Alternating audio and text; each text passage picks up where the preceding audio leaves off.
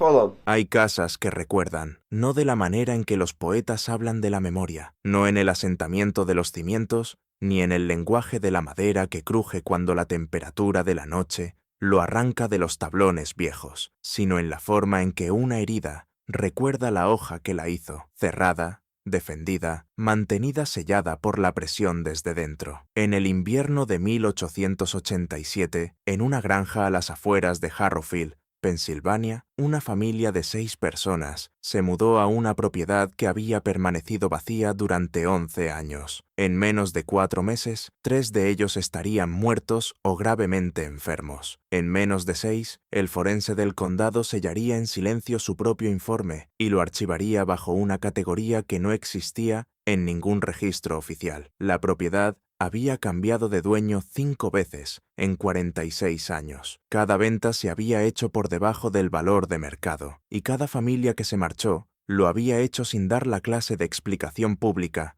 que las comunidades rurales de esa época solían exigir a sus miembros, y sin que nadie la ofreciera. Algo pasaba con la escritura, invisible, de unas manos a otras. No era un defecto de la madera ni de los cimientos, sino una presencia en la propia estructura, algo comprimido y sellado, y antiguo en la forma en que las violaciones del orden humano más profundo pueden volverse antiguas en el plazo de una sola década. Lo que los investigadores encontraron bajo el suelo del salón principal no era un sótano, no era un almacén de raíces. La habitación no tenía puerta, no tenía ventilación que pudiera identificarse desde ningún examen exterior del edificio. No tenía entrada, salvo la que había sido clavada desde arriba, de manera deliberada, cuidadosa, con una precisión que sugería que la persona que la selló sabía exactamente qué estaba dejando dentro, y entendía que eso debía permanecer allí. Lo que sigue es la historia de la familia Barnell, de la casa de Cutters Ridge Road y de aquello que había estado esperando, paciente, en silencio y completamente humano, a que alguien por fin levantara las tablas. Antes de continuar con la historia de la familia Barnell y la casa de Cutters Ridge Road, si nunca habías oído este caso, no estás solo. Permaneció enterrado durante casi un siglo, en archivos del condado que nunca debieron hacerse públicos. Suscríbete a Sombras del Sur para no perderte nunca una historia que la historia misma intentó olvidar. Y cuéntanos en los comentarios desde dónde nos escuchas esta noche. La región del oeste de Pensilvania, donde se encuentra el municipio de Harrowfield, se asienta en un valle estrecho, entre crestas que van, más o menos, de noreste a suroeste. Es el tipo de topografía que hace que una comunidad se sienta encerrada sin estar aislada, conectada con el mundo exterior por caminos que cruzan los pasos entre las colinas, pero siempre enmarcada, desde dentro, por la vista de tierras altas en todos los horizontes.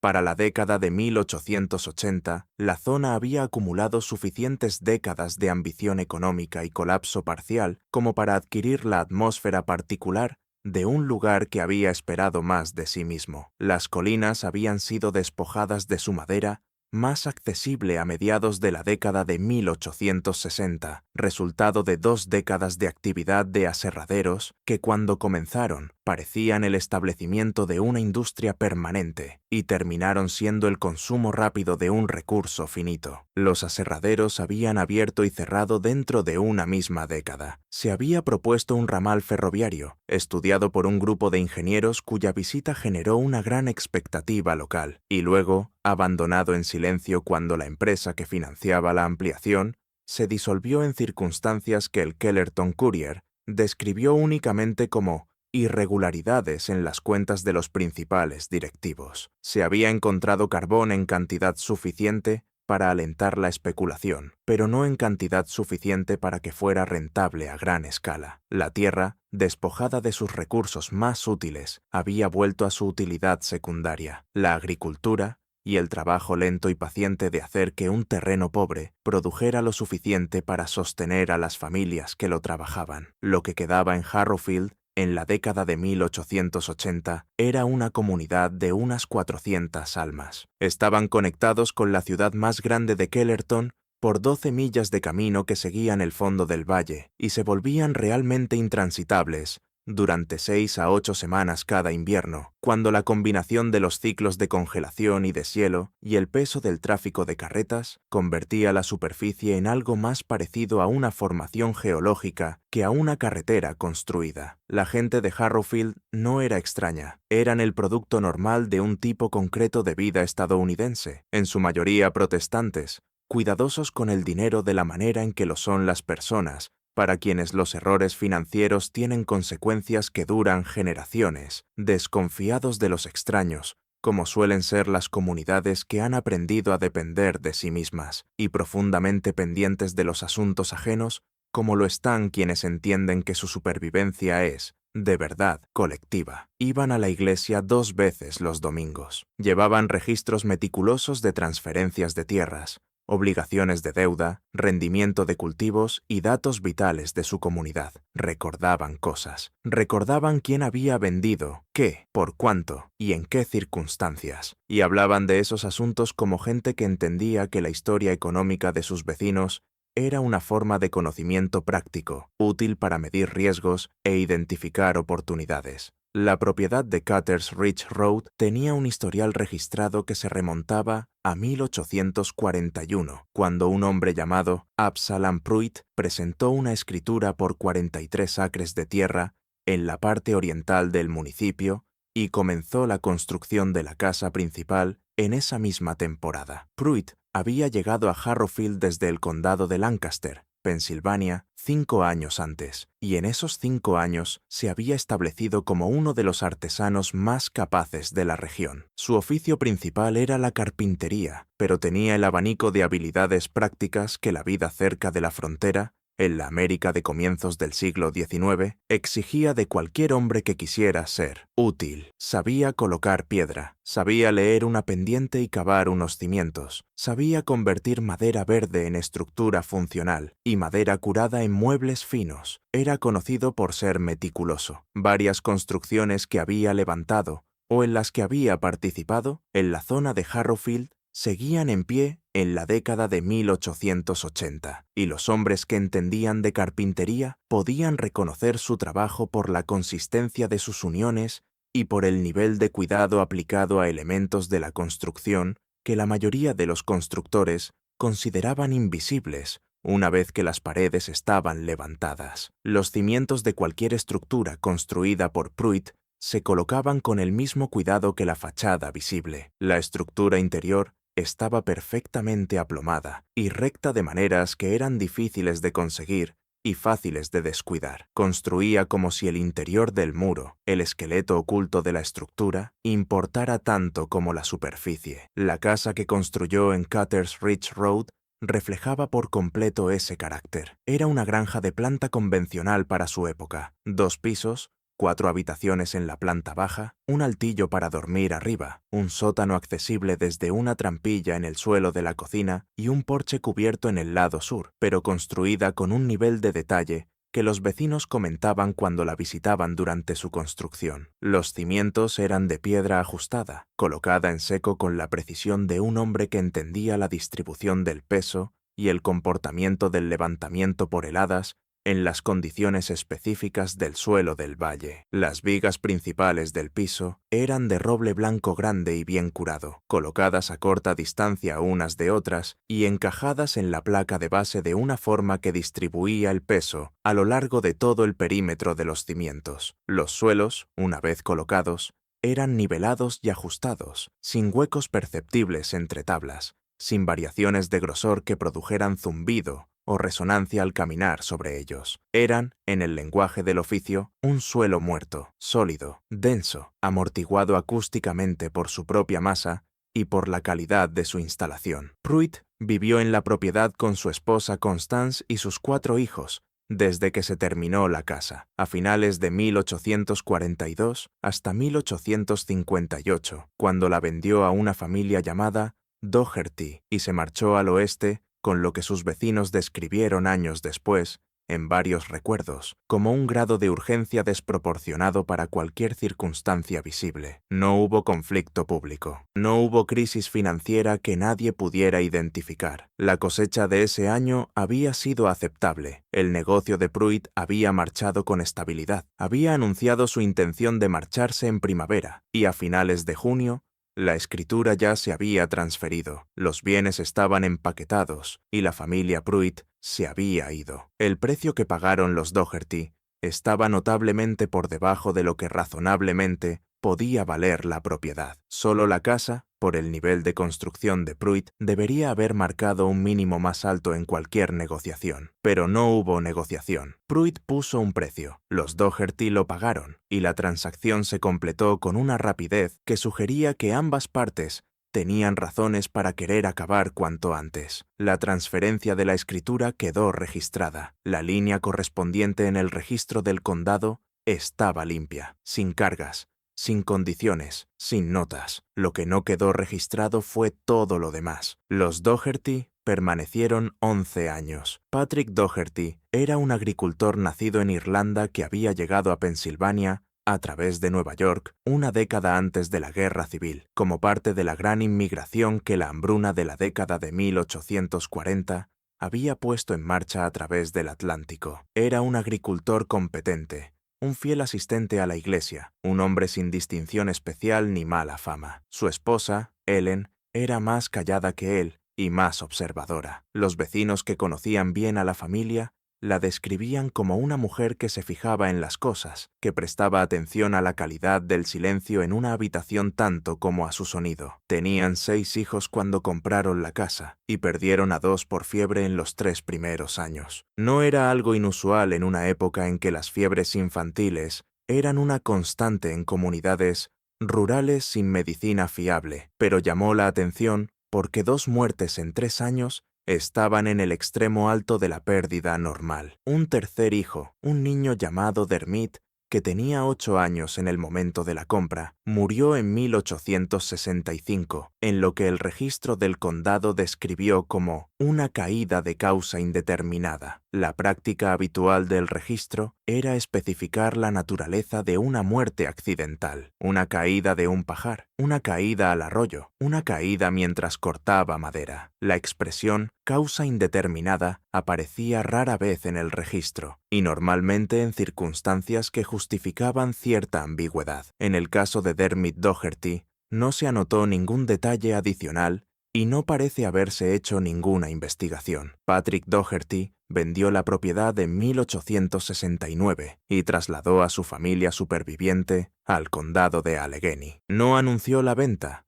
algo inusual en una época en la que las transferencias de tierras solían ir precedidas por al menos algún período de conversación comunitaria, ese tipo de circulación informal de información que permitía que los compradores interesados se presentaran. El comprador no era de Harrowfield ni de Kellerton, era un especulador de Pittsburgh llamado Clarence Fitch, que compró la propiedad a través de un intermediario y nunca la visitó en ningún momento de su período como propietario. Una mujer llamada Harriet Cleaves, que había sido amiga de Ellen Doherty durante los 11 años que la familia vivió allí, le contó a su propia hija años más tarde, cuando la hija ya tenía 50 años, y la confidencia tenía el tono de algo guardado durante mucho tiempo, y soltado solo a medias, que Ellen Doherty había llorado cuando por fin llegó el día de marcharse.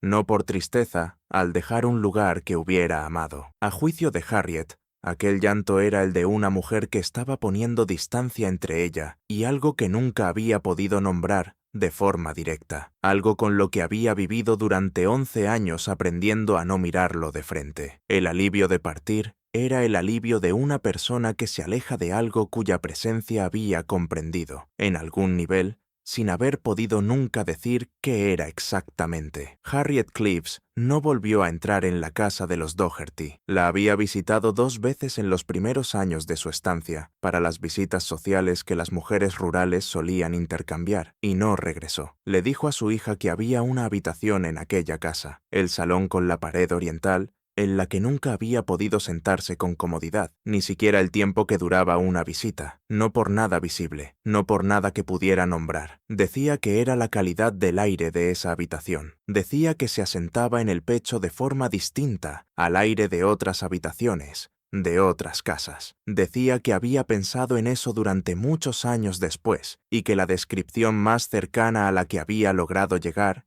era que el aire parecía usado, como un aire que hubiera sido respirado tantas veces por tanta gente, en condiciones tan extremas, que había adquirido un carácter propio, no solo rancio, sino alterado, forzado a tomar otra forma por la intensidad de lo que había pasado a través de él. Harriet era una mujer práctica, sin inclinaciones místicas. Su propia descripción le avergonzaba, y lo decía abiertamente, pero había vivido 70 años confiando en lo que su cuerpo le decía sobre los espacios y las situaciones, y su cuerpo le había dicho, de forma constante, a lo largo de 2 visitas a aquel salón, que algo en el aire de esa habitación estaba mal de una manera que no tenía nada que ver con la ventilación ni con la estación del año. No sabía qué había debajo del suelo. Solo sabía lo que había sentido, y lo que había sentido no estaba bien. La propiedad permaneció vacía desde 1869 hasta 1880, período durante el cual Clarence Fitch pagó los impuestos del condado sin mostrar interés aparente por el uso productivo de la tierra. En 1880 la vendió a un agricultor de Harrowfield, llamado George Utterbach, por un precio que, otra vez, estaba por debajo de lo que el tasador del condado estimaba que valía el terreno. Utterbach usó la superficie para pastoreo, manteniendo un pequeño rebaño de ganado vacuno en la hierba que había reclamado los campos durante los años de abandono, y decidió no habitar la estructura. Cuando los vecinos le preguntaban por qué no aprovechaba la casa, daba explicaciones distintas en distintos momentos. La casa necesitaba demasiado trabajo. La casa estaba mal situada con respecto a sus otras propiedades. La casa era fría de una manera que no tenía nada que ver con la estación, y sí con alguna cualidad de su construcción que nunca había logrado identificar. No era un hombre dado a la imprecisión. Era un agricultor del tipo metódico y económicamente racional que la región producía en abundancia. Para la gente que lo conocía, su negativa a vivir en una granja estructuralmente sólida sobre tierra productiva de su propiedad era algo incompatible con su carácter habitual. Nadie insistió demasiado en la cuestión. Hubo un incidente durante el período de Utterbach como propietario que él le describió a su cuñado poco después de que ocurriera, y del que al parecer no volvió a hablar nunca más. Había ido a la casa en el otoño de 1881 para arreglar el pestillo roto de una ventana, una tarea de mantenimiento del tipo que una estructura vacía a veces exige, y que él atendía de forma rutinaria, no por apego al lugar, sino por la idea práctica de que una estructura que se deteriora pierde valor más deprisa de lo que debería. Fue a primera hora de la tarde, con buen tiempo, solo. En el salón principal, cerca de la pared oriental, encontró varias tablas del suelo alteradas, no rotas, no podridas por debajo de una manera que provocara un daño visible en la superficie, levantadas y recolocadas. Esa era la única descripción exacta. Las tablas habían sido levantadas y luego puestas de nuevo por alguien que había tenido cuidado de devolverlas a una posición cercana a la original, pero que no había logrado alcanzar la precisión de la instalación original. La alineación de la veta estaba desviada. Las tablas sobresalían apenas una fracción por encima de las contiguas. Para alguien que no mirara con atención, el suelo era solo un suelo. Para alguien que ya lo había visto antes y sabía cómo debía verse, algo había cambiado. Utterbach no investigó más ese día. Cambió el pestillo de la ventana, clavó las tablas sueltas con clavos adicionales de un calibre más grueso que los originales y se marchó. Volvió 2 veces más en las semanas siguientes para comprobar que las tablas no hubieran sido alteradas otra vez. No lo habían sido. Le contó el episodio a su cuñado y dijo, con un tono que éste recordaría después como cuidadosamente controlado, que creía que alguien había estado usando la casa, usándola para algo, y que él no tenía intención de averiguar para qué. Vendió la propiedad en octubre de 1887 a un hombre llamado Clement Barnell por $212. El tasador del condado Anotó el precio de venta al margen del registro de transferencia con una sola palabra: curioso. Clement Barnell tenía 41 años cuando llevó a su familia a Cutters Ridge Road. Había pasado 12 años como capataz en una fábrica de vidrio a las afueras de Pittsburgh, un puesto que encajaba con su carácter. El trabajo exigía atención sistemática al proceso, la capacidad de dirigir a un grupo de hombres sin fricción ni sumisión, y tolerancia al peligro constante, de baja intensidad, del material fundido y el calor extremo. Era bueno en su trabajo, y el trabajo lo había tratado con justicia hasta la caída de los pedidos, que siguió a un cambio en la economía regional y a la decisión de la dirección de reducir la plantilla en una cuarta parte, lo que apartó a Clement Barnell de un empleo que él esperaba mantener hasta decidir dejarlo por voluntad propia. La indemnización fue modesta. Los ahorros de la familia eran suficientes para un período de transición. El primo de su esposa le había mencionado de pasada una propiedad en el oeste de Pensilvania que podía comprarse barata. El primo lo había oído de segunda mano y no conocía su historia con detalle. Y Clement fue a verla solo. En septiembre de 1887,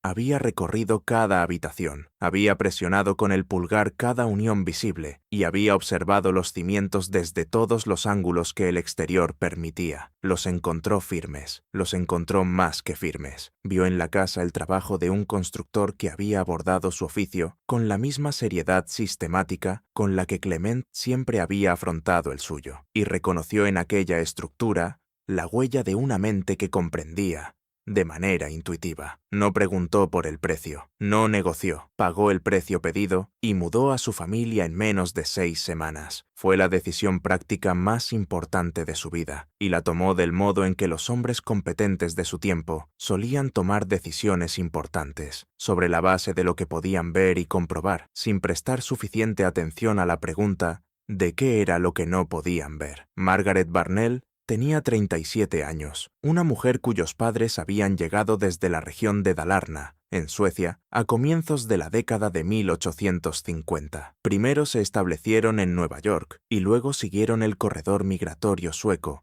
hacia el suroeste, hasta el cinturón industrial de Pensilvania. Ella había crecido bilingüe y el sueco seguía siendo el idioma de su mundo interior, incluso después de décadas de vida estadounidense, que habían convertido el inglés en la lengua de su día a día. Era callada de una manera muy concreta, la de alguien que había aprendido que observar era más útil que hablar. Observaba cómo se desarrollaban las situaciones y formaba sus conclusiones en privado antes de ponerlas en palabras, lo que significaba que, cuando hablaba, por lo general, era para decir algo que ya había pensado con cuidado. Según los estándares de su comunidad, era una mujer poco común por su aplomo. No dependía de la seguridad de su marido, ni se sentía amenazada por ella, y era capaz de formar y sostener sus propias conclusiones sin necesitar su aprobación. Su hijo mayor, Walt, tenía 17 años. Era un joven de hombros anchos y temperamento deliberado, que había heredado la inteligencia práctica de su padre sin heredar su tendencia a decidir con rapidez. Walt pensaba con cuidado antes de actuar, lo que lo volvía cauteloso en situaciones que exigían rapidez, pero minucioso en aquellas que premiaban la paciencia. Era el hijo que más se parecía a Clement en lo físico, y el que menos se parecía a él en el temperamento. Su segunda hija, Lena, tenía 14 años. Su segunda hija, Lena, tenía 14 años y le gustaban los libros de la manera en que a veces podían permitírselo las chicas rurales de esa época, cuando había una escuela lo bastante cerca como para llegar con buen tiempo y cuando uno de los padres valoraba la educación lo suficiente como para hacer el esfuerzo. Tenía la capacidad de observación de su madre, pero con una mayor disposición a decir en voz alta lo que observaba. Los dos hijos más pequeños eran varones, Oscar y Per, de 9 y 7 años, llamados así por sus abuelos del lado sueco de la familia, en una forma que los padres de Margaret entendían como el reconocimiento correcto de unas raíces a un país al que nunca regresarían. La familia llegó en noviembre y pasó las primeras semanas absorbida por las tareas prácticas de instalar un hogar en un lugar nuevo. Clement y Walt trabajaron en las construcciones exteriores, que necesitaban más atención que la casa misma. El techo del granero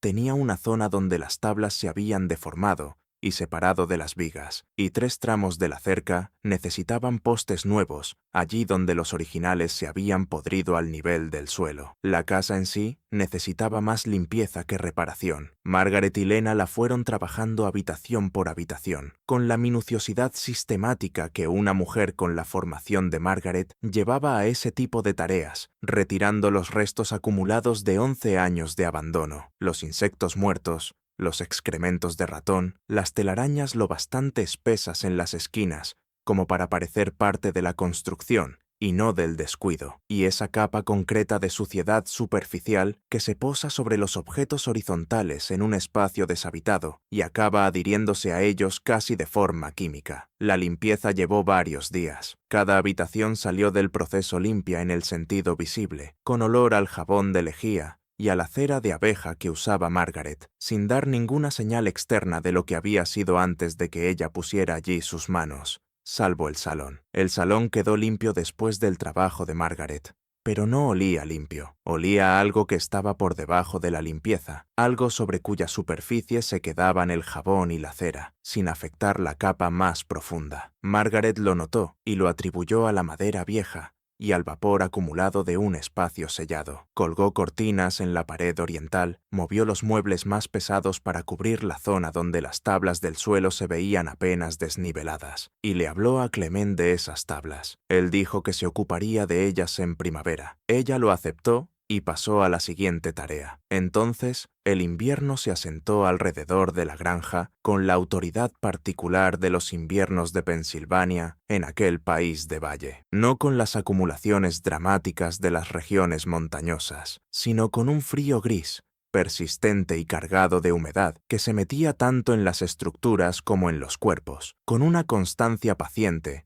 contra la que era más difícil defenderse que contra cualquier tormenta violenta. La casa conservaba el calor de manera aceptable en la mayoría de las habitaciones, pero no de forma uniforme. Los dormitorios orientados al norte, donde dormían los niños, exigían que la estufa de leña trabajara sin descanso para mantener una temperatura habitable, y aún así, las esquinas exteriores de esos cuartos retenían un frío que parecía resistirse al calor sin llegar del todo a vencerlo. La familia se adaptó, como se adaptaban a todo las familias campesinas de esa época, usando más capas dentro de casa, colocándose más cerca de las fuentes de calor por las noches, aceptando esas condiciones como la negociación normal de la vida en una granja durante el invierno. La primera señal de que algo iba mal llegó en enero. Oscar empezó a despertarse en mitad de la noche y a ir al cuarto de sus padres, algo que no hacía desde que era un niño pequeño. Se quejaba de dolor de cabeza, no del dolor agudo y localizado de un resfriado, sino de un dolor de presión que situaba detrás de los ojos y que describía, con el vocabulario limitado de un niño de 9 años, como la sensación de que le empujaban la cabeza desde dentro. El dolor era peor por las mañanas que por la noche, peor cuando estaba dentro de la casa que cuando estaba fuera, peor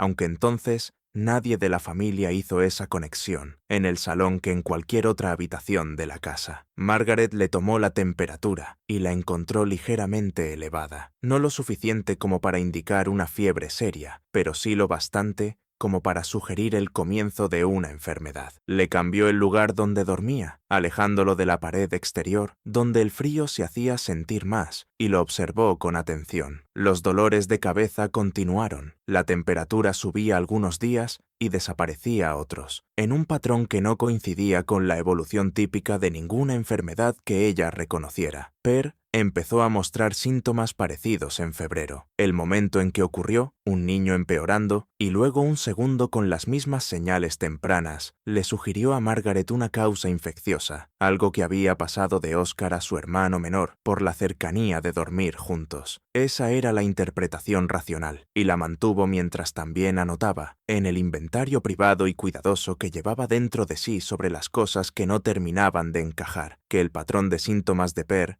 no era idéntico al de Oscar, ni en el tiempo, ni en su naturaleza. Per no tenía fiebre de la manera en que la había tenido Oscar. Per estaba confuso, no de la forma repentina y dramática de un niño atrapado por una fiebre alta, sino de la forma gradual y acumulativa de alguien cuyas percepciones estaban siendo alteradas por algo lento y constante. Perdía el hilo de las conversaciones, repetía preguntas que ya había hecho unos minutos antes. Algunas noches se sentaba a la mesa de la cena con una expresión que Margaret se describió primero a sí misma y luego a Clement, como la de un niño que estuviera escuchando algo que nadie más podía oír. Clement notó la misma cualidad en los dos niños una noche de finales de febrero, durante la cena, y la sensación que le atravesó en ese instante fue una que no había sentido desde un día concreto en la fábrica de vidrio, cuando miró una sección del revestimiento del horno y entendió, antes incluso de poder explicar por qué, que el material refractario estaba comprometido de una manera que todavía no era visible en la superficie, pero que se volvería catastróficamente visible si no se actuaba a tiempo. Era la sensación de un hombre competente reconociendo, dentro de un sistema del que era responsable, la señal temprana de una falla que todavía no entendía. ¿Qué pasa? Miró a sus hijos al otro lado de la mesa, dijo sus nombres. Hicieron falta 2 repeticiones antes de que alguno de los dos respondiera. No durmió bien aquella noche. Permaneció acostado en la oscuridad pensando en el salón, en el olor que seguía allí por debajo de la limpieza, en las tablas que alguien había levantado y vuelto a colocar antes que él, en la habitación bajo el suelo de la que no le había contado a Margaret casi nada, en los anillos de hierro incrustados en la piedra de la pared oriental, a los que llevaba 3 meses, fingiendo poder dejar para más adelante. Se había dicho que los entendería en contexto cuando hubiera investigado más, cuando llegara la primavera y pudiera examinar todo como era debido. Se había dicho eso porque la alternativa, entenderlos en el único contexto que su disposición sugería, de forma natural, era una comprensión que lo obligaría a actuar. Y no había estado listo para actuar. No había estado listo para ser la persona que había metido a su familia en una casa con anillos de hierro, en una habitación sellada bajo el suelo del salón. El olor de la pared oriental se intensificó en marzo, con el deshielo parcial. Era más fuerte que en otoño, más fuerte de lo que había permitido la primera descripción de Margaret, la de madera vieja y aire sellado, y traía en su fondo algo que ella no lograba encajar en ninguna categoría de descomposición orgánica que hubiera conocido antes. No era el olor de un animal muerto en las paredes, que ya había olido antes, y que tenía una cualidad direccional, un punto de origen que uno podía localizar y resolver. Este olor estaba distribuido. Venía del propio suelo, del hueco entre las tablas y lo que hubiera debajo, y llevaba algo en su nota más baja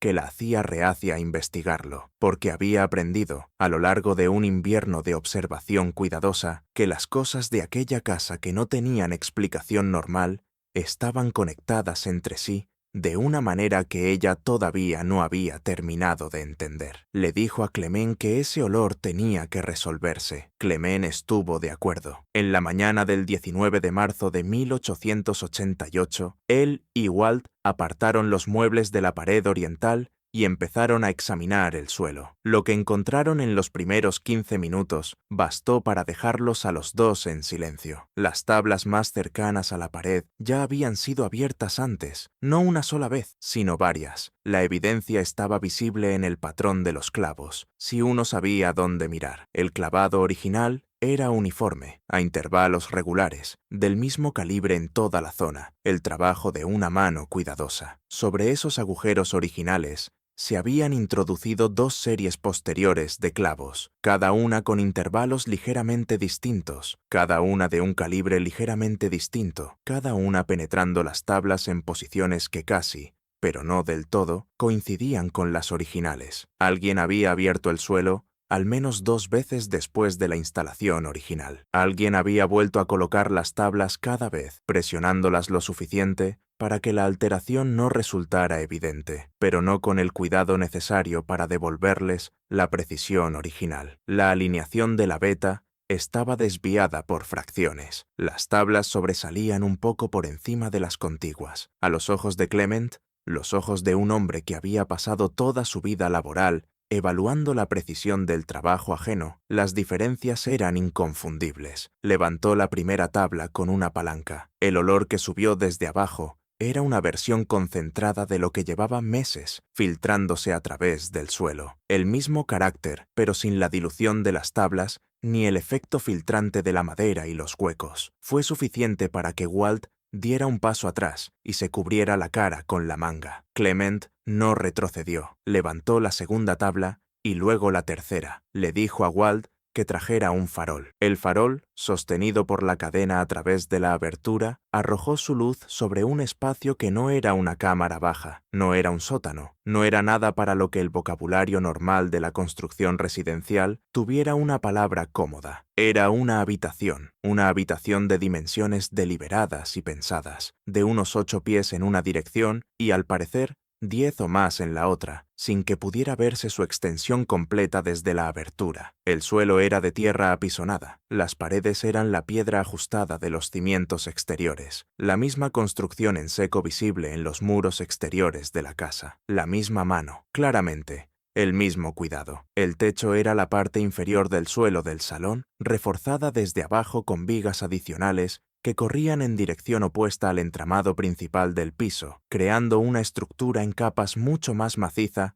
de lo que el piso superior necesitaba para soportar peso. Ese refuerzo adicional cumplía otra función. Hacía que el suelo de arriba fuera más denso, más pesado, menos sensible al sonido transmitido por la estructura. Hacía que el salón de arriba quedara más silencioso respecto a lo que hubiera debajo. Lo que ocurriera en esa habitación inferior no se oiría arriba en un grado normal. En la habitación de abajo, a lo largo de la pared oriental, que era el muro exterior de los cimientos, había anillos de hierro incrustados en la piedra, a intervalos de unos 4 pies. 3 anillos colocados a una altura, que Clement midió sin querer precisar demasiado lo que significaba esa medida, a unos 3 pies y medio del suelo, una altura compatible con una postura concreta, una altura compatible con un uso concreto. Sostuvo el farol sin moverlo durante mucho tiempo, y miró los anillos. No eran decorativos, no eran funcionales en ninguna de las formas normales en que anillos de hierro podrían incorporarse a un espacio de almacenamiento. Eran pesados, estaban bien fijados, instalados con el mismo cuidado que todo lo demás de la estructura, preparados para sujetar algo que empujara contra ellos con fuerza sostenida. No había ambigüedad en su propósito, si uno se permitía verlo. Clement volvió a colocar las tablas. Le dijo a Walt que lo hablarían dentro. No habló de ello con Margaret ni con Lena. Fue solo al granero y se quedó sentado mucho tiempo en el frío. Cuando entró para la cena, le dijo a su familia que el olor venía de un viejo problema de drenaje que un propietario anterior había sellado mal y que lo arreglaría en primavera, cuando el suelo permitiera hacer el trabajo necesario. Margaret lo miró al otro lado de la mesa de esa manera tan suya, la que significaba que había escuchado la versión incompleta y estaba decidiendo si esperar a la completa. No dijo nada. Entendía que hay cosas que un hombre necesita cargar durante un tiempo antes de poder ponerlas en palabras sin romper algo. Esperó. Años después, diría que la mesa de la cena de aquella noche fue la última vez que vivió la casa, como algo que todavía podía resolverse dentro de la normalidad. Después de eso, quedó esperando la forma de algo que ella, en algún nivel, ya entendía. Lo que Clement no podía haber sabido por las escrituras y los documentos de transferencia del condado a los que tenía acceso era la historia operativa específica de aquello para lo que había sido construida la habitación bajo su salón. Ese conocimiento existía, repartido entre los recuerdos de varias personas que aún vivían en la región en 1888 y en los papeles privados de al menos una persona que había muerto 14 años antes, pero nunca se había incorporado a ningún registro oficial, porque el hombre que construyó la habitación había sido extraordinariamente cuidadoso con lo que escribía y con lo que permitía que otros entendieran sobre el propósito de su construcción. Absalom Pruitt, que había construido la casa de Cutter's Ridge Road en 1841, y 1842, no era solo un carpintero, no era solo un hombre cuidadoso, un artesano hábil y un miembro de su comunidad que iba a la iglesia. Fue, durante un período de unos 12 años, el operador de un tipo concreto de instalación, un espacio de retención y tránsito para seres humanos que habían sido capturados en el acto de buscar la libertad y que eran mantenidos ocultos mientras se completaban los papeles que los devolverían a la esclavitud y se organizaba su transporte hacia el sur. El lenguaje de la época tenía varios términos para describir lo que hacía Pruitt. El término legal formal era recovery agent, y era un término con reconocimiento legal. Las leyes de esclavos fugitivos de 1793 y 1850 crearon un marco dentro del cual hombres como Pruitt operaban bajo amparo legal, realizando lo que ellos y sus defensores legales presentaban de forma constante como la aplicación legítima de derechos de propiedad establecidos por la Constitución de los Estados Unidos. La red en la que operaba Pruitt tenía ramificaciones que atravesaban varios condados de Pensilvania y se conectaban, mediante intermediarios, con agentes en Maryland y Virginia, que eran quienes hacían la captura inicial. El papel de Pruitt era intermedio y logístico. Proporcionaba un lugar donde las personas capturadas podían ser retenidas sin visibilidad pública, en un condado que no era el condado de la captura inicial. Mientras se reunían, verificaban y firmaban por los magistrados correspondientes los documentos legales necesarios para transportarlas al sur. Pensilvania era un estado libre, pero la ley federal estaba por encima de la estatal en esta cuestión concreta, y había magistrados en el oeste de Pensilvania, en las décadas de 1840 y 1850, dispuestos a firmar los documentos necesarios si se les presentaban de la manera correcta. La habitación había sido construida para ese propósito. Cada elemento de su construcción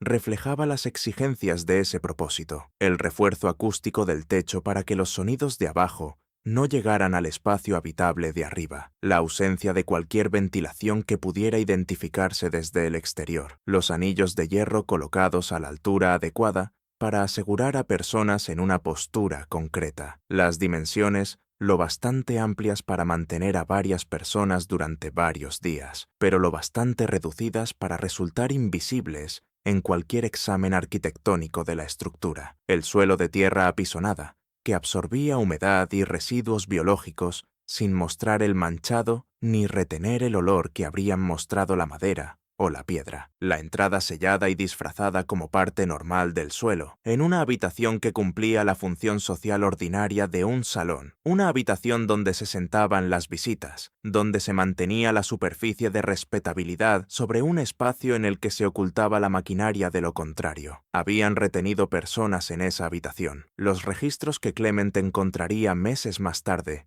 en la tierra apisonada de la esquina sureste, documentaban transacciones concretas, nombres o nombres parciales, fechas, cantidades y resultados. Los registros cubrían un período desde 1843 hasta aproximadamente 1856 y documentaban al menos 17 transacciones distintas, tal como Pruitt las había anotado. La columna de resultados del libro de Pruitt utilizaba 3 categorías: Returned as Arranged, Delivered to Connection in Hagerstown y Matter Closed. La tercera categoría aparecía 4 veces. Lo que significaba Matter Closed en la contabilidad de Pruitt no estaba definido en el libro, no estaba definido en ninguna parte del registro disponible. Era el tipo de expresión que cumple la función de una definición mientras se niega activamente a darla, una puerta sellada en el lenguaje que cumplía el mismo propósito que las tablas selladas del suelo del salón. La enfermedad que había estado avanzando en la casa de los Barnell desde enero no era un fenómeno sobrenatural, no era una presencia en ningún sentido que exigiera un vocabulario más allá de lo material. Era química. La habitación sellada,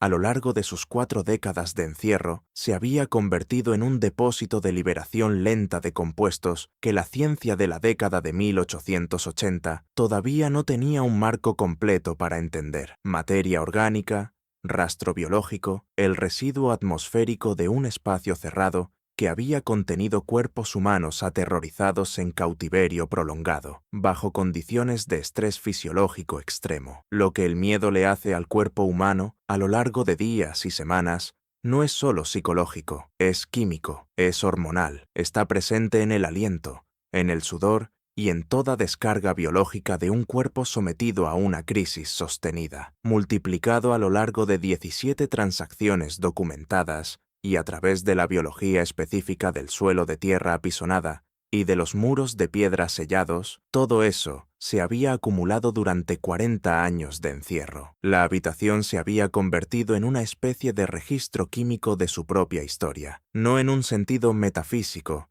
no espiritual, sino físico, en el aire, en la materia en suspensión, que el ligero movimiento estacional de las tablas había ido liberando de manera gradual e invisible al espacio habitable de arriba. Los dolores de cabeza que estaban sufriendo Oscar y Per tenían un origen neurológico, compatible con una exposición de bajo nivel a compuestos que, en concentración suficiente, habrían producido efectos más agudos. La confusión, la inestabilidad emocional, esa cualidad de atención desenfocada que su padre había notado en la mesa de la cena, todo eso eran síntomas, eran la respuesta del cuerpo a algo que estaba en el aire de aquella casa, y que la medicina de la época no tenía instrumentos para detectar ni vocabulario para nombrar con precisión. El doctor Hartwell Brocius, cuando fue a ver a Oscar a principios de abril, pudo identificar el conjunto de síntomas, pero no su causa. Usó la palabra miasma, el viejo término anterior a la teoría microbiana para el aire malo, porque era el lenguaje más cercano que tenía disponible. Dijo que los niños necesitaban aire libre. Dijo que había que resolver lo que fuera que estuviera causando el olor en el salón oriental. No bajó por debajo de las tablas. Clement no le mostró la habitación. La conversación se mantuvo en el terreno de la ventilación y el drenaje, y en la necesidad de la familia de mantener a los niños al aire libre, tanto como el clima de primavera lo permitiera. Oscar Barnell murió el 29 de abril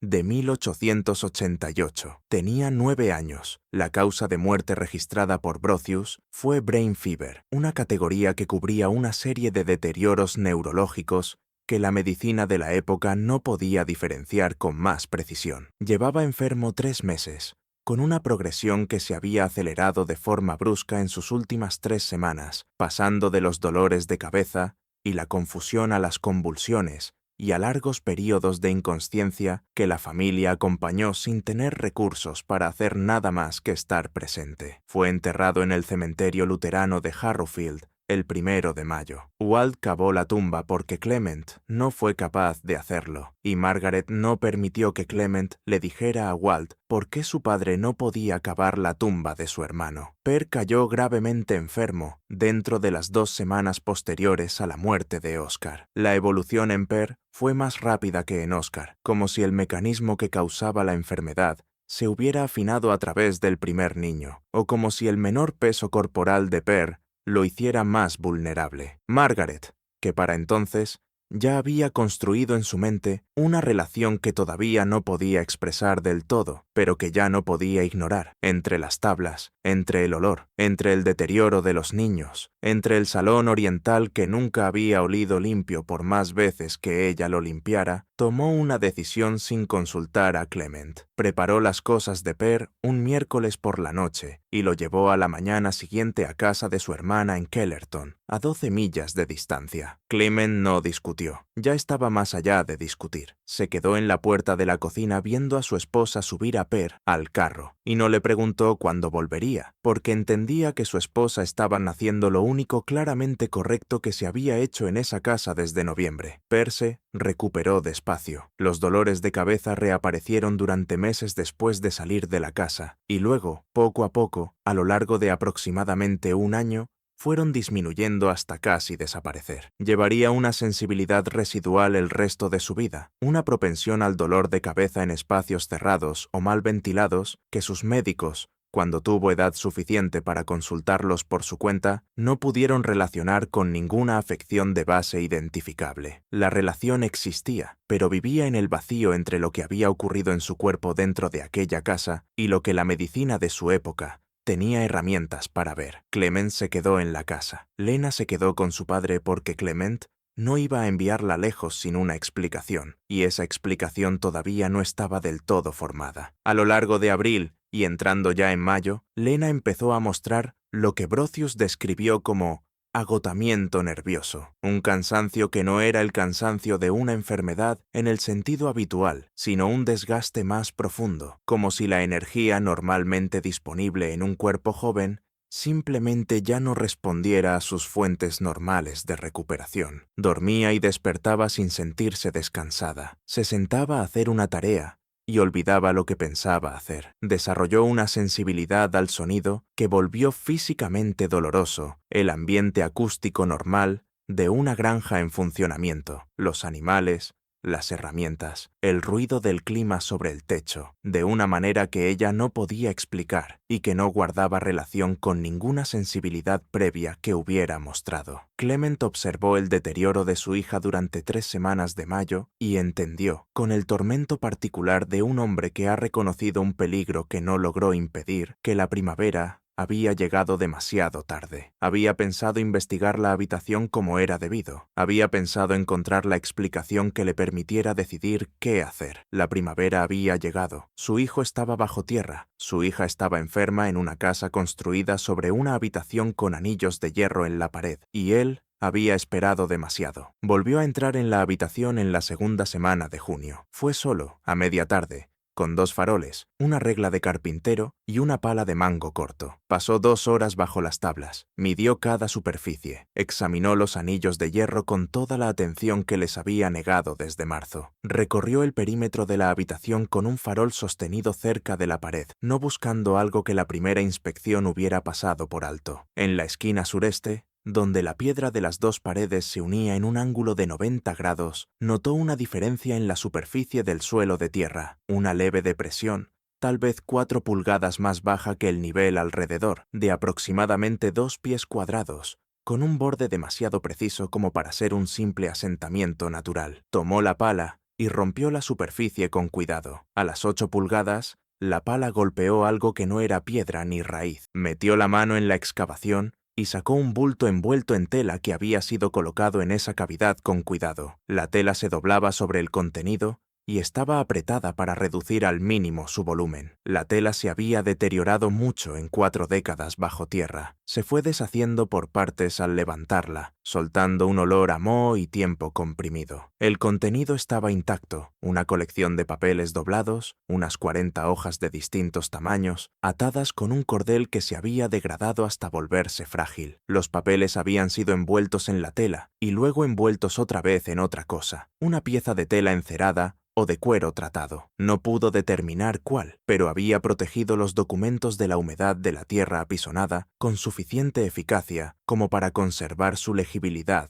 a pesar de las décadas. Los llevó arriba, a la luz, y los leyó. Eran registros, no cartas, no un relato personal, no ningún tipo de documento que llevara el calor de una emoción individual. Registros hechos al modo de un hombre que había aprendido a documentar sus actividades profesionales con fines de protección legal y control financiero, usando el lenguaje plano y transaccional del comercio aplicado a seres humanos. Nombres, cuando había nombres. Descripciones físicas, cuando no los había. Fechas, cantidades pagadas por partes no identificadas por servicios prestados. Referencias a otros agentes y a otros lugares. La conexión del condado de Chester, el agente de Lancaster. Entregado a la parte de Hagerstown según lo acordado. Consignado al caballero de Baltimore. Referencias a resultados dentro de las 3 categorías que usaba Pruitt. Returned as arranged. Delivered to Hagerstown. Matter closed. 4 entradas en la tercera categoría. Ninguna explicación. El libro cubría los años desde 1843 hasta 1856. La letra era uniforme en todo el documento. La misma mano pequeña, limpia y de oficina. La misma ausencia de emoción. La misma cualidad de un hombre que se había organizado alrededor de la idea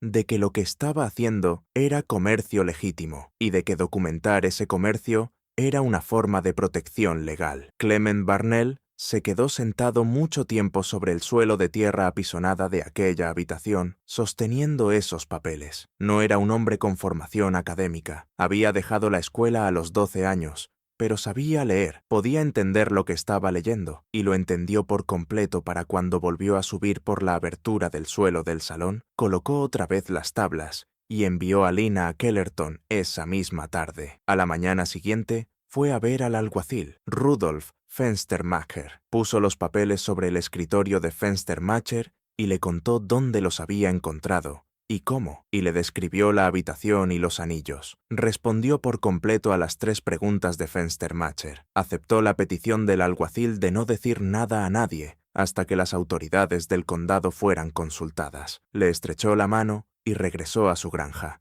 donde se quedó sentado en el granero el resto de la tarde. Lo que Fenstermacher entendió al leer el libro Fue lo mismo que había entendido Clement, más una capa adicional de conocimiento local que le habían dado sus 9 años como alguacil, una capa que incluía ciertos nombres, ciertas familias, ciertas conexiones institucionales, a las que las referencias del libro apuntaban de forma indirecta, pero sin la precisión suficiente como para establecer responsabilidad legal en ausencia de documentación que las confirmara. El libro no bastaba por sí solo, era profundamente sugerente. Nombraba una red, pero no nombraba a sus miembros vivos con la precisión que habría exigido una acusación formal. Lo que sí hacía, lo que lo volvía importante más allá de su valor histórico y peligroso, más allá de su valor como prueba, era conectar una serie de lugares de Pensilvania, y por implicación, a una serie de familias de Pensilvania, con una empresa criminal federal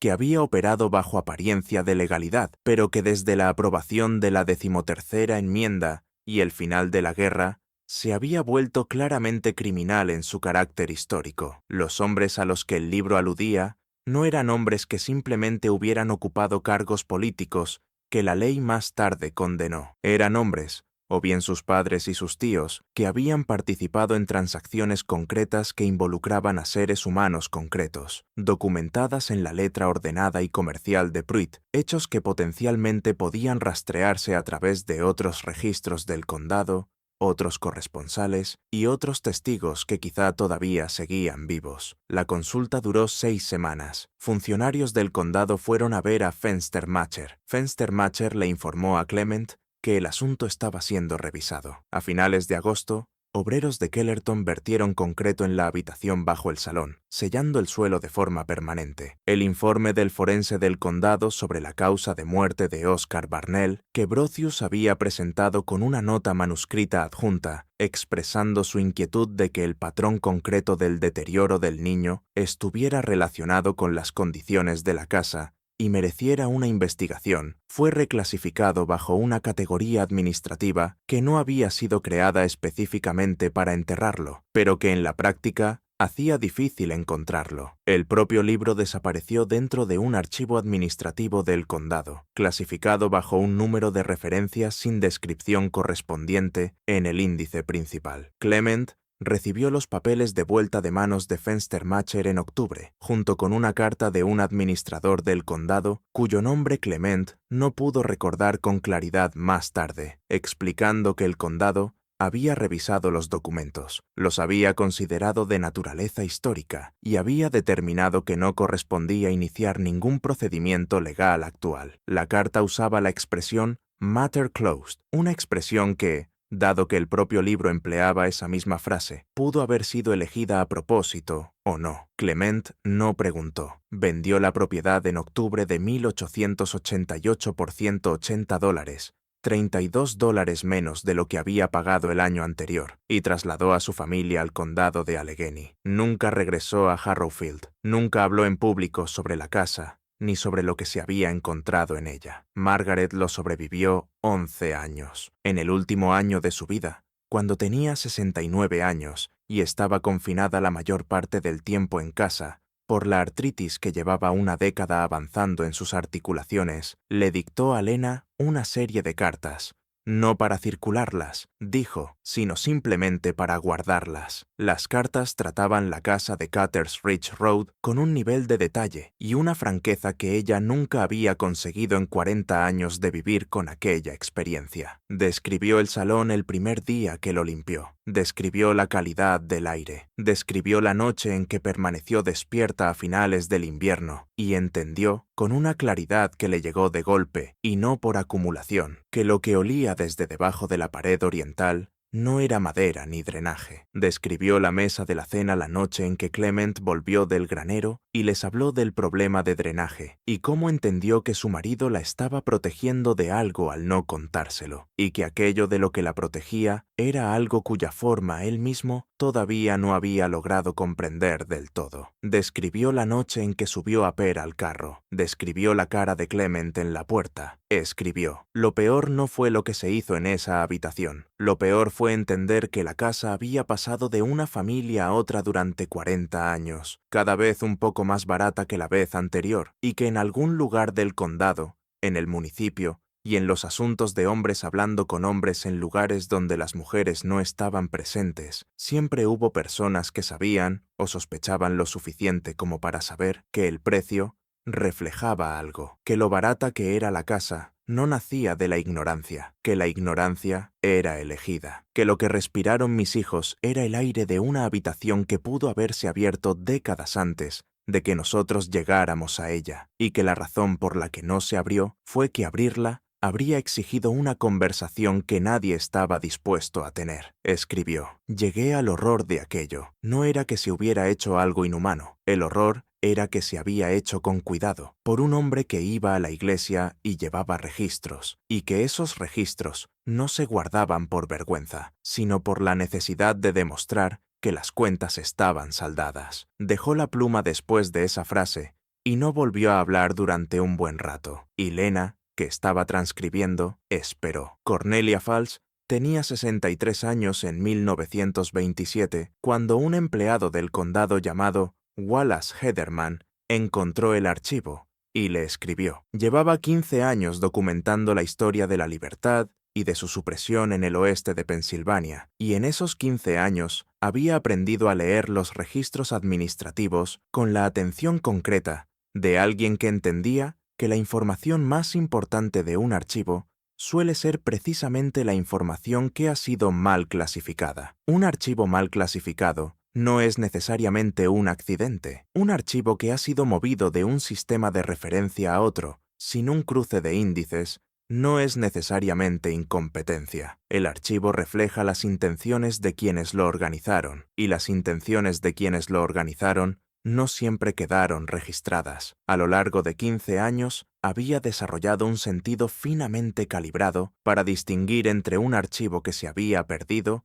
y un archivo que había sido desplazado en una dirección concreta. Pasó 2 días con el libro de Pruitt y con la documentación que lo rodeaba. Tomó notas cuidadosas, identificó, a partir de la combinación de nombres parciales, referencias de lugar, fechas y del cruce de esos elementos, con otros registros que llevaba años reuniendo, a 4 personas o instituciones que podían conectarse con las transacciones del libro de Pruitt con lo que ella consideraba una confianza probatoria razonable. 2 habían muerto, una seguía viva, un anciano de considerable prestigio local en un pueblo a 30 millas de Harrowfield, un empresario retirado cuyo apellido aparecía en el libro en una forma compatible con una conexión con la red de Lancaster mencionada en una de las entradas de Pruitt. La 4ª referencia apuntaba a un edificio concreto, una propiedad que todavía existía y funcionaba con otro uso en 1927, y que podía relacionarse con al menos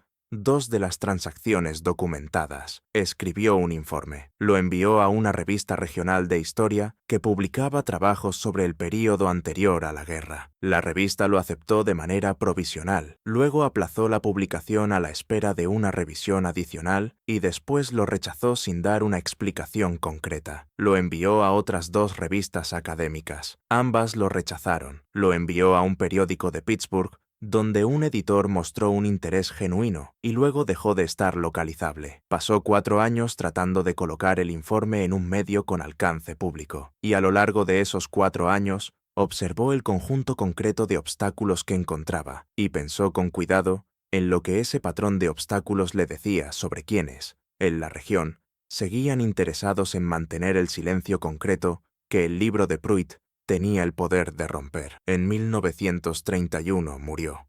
Sus papeles pasaron a su sobrina y finalmente, en 1935, a una sociedad histórica regional que los catalogó de forma correcta y completa y los colocó en una sala de lectura donde cualquier investigador con un propósito legítimo podía acceder a ellos, cosa que varios hicieron en las décadas siguientes, sin que el trabajo posterior de esos investigadores consiguiera el impulso suficiente para sacar el informe del archivo y llevarlo al registro público de una manera duradera. La casa de Cutters Ridge Road se incendió en 1901, cuando un fuego en el granero se extendió en condiciones secas y alcanzó la estructura principal antes de poder ser controlado. Las paredes que quedaron en pie fueron derribadas por el nuevo propietario. La losa de concreto vertida en el verano de 1888 no fue alterada. Quedó bajo los escombros de los muros demolidos y luego bajo la tierra acumulada de las estaciones siguientes, invisible, sin marca en ningún levantamiento, sin corresponder a ninguna descripción en ningún registro del condado. Los anillos de hierro quedaron bajo el concreto. La tierra apisonada que había contenido el libro de Pruitt quedó bajo el concreto. La geografía específica de lo que había ocurrido en esa habitación durante 12 años se conservó en términos físicos bajo aproximadamente 3 pies de material acumulado, en una parcela de tierra que había sido comprada, vendida, reclasificada y renombrada hasta que la conexión entre la superficie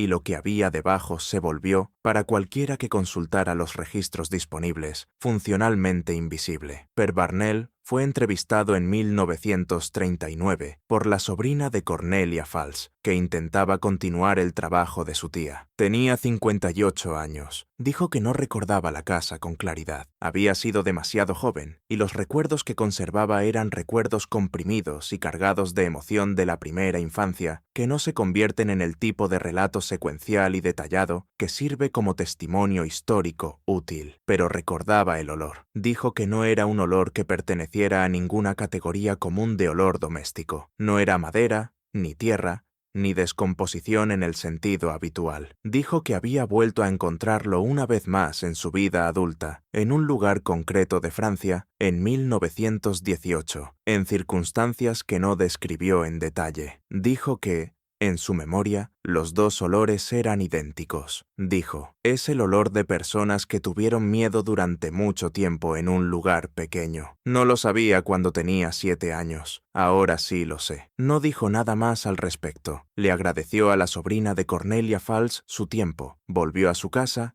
y no respondió a las cartas que ella le envió después. ¿Qué crees que significaba realmente Mater Close en el libro de Absalom Pruitt? ¿Qué significa que estos registros sobrevivieran a todos los intentos de enterrarlos en la tierra, en el sistema de archivos, en la indiferencia de instituciones que preferían sus historias limpias? ¿Y qué significa que la casa se vendiera una y otra vez a precios que reflejaban algo, a familias a las que nunca se les dijo qué era ese algo? Deja tu respuesta abajo. Si esta historia te dio algo en qué pensar o algo que te quite el sueño, compártela con alguien que necesite entender que las historias más perturbadoras no son las que no pueden explicarse, sino las que sí pueden. Suscríbete a Sombras del Sur. Gracias por mirar.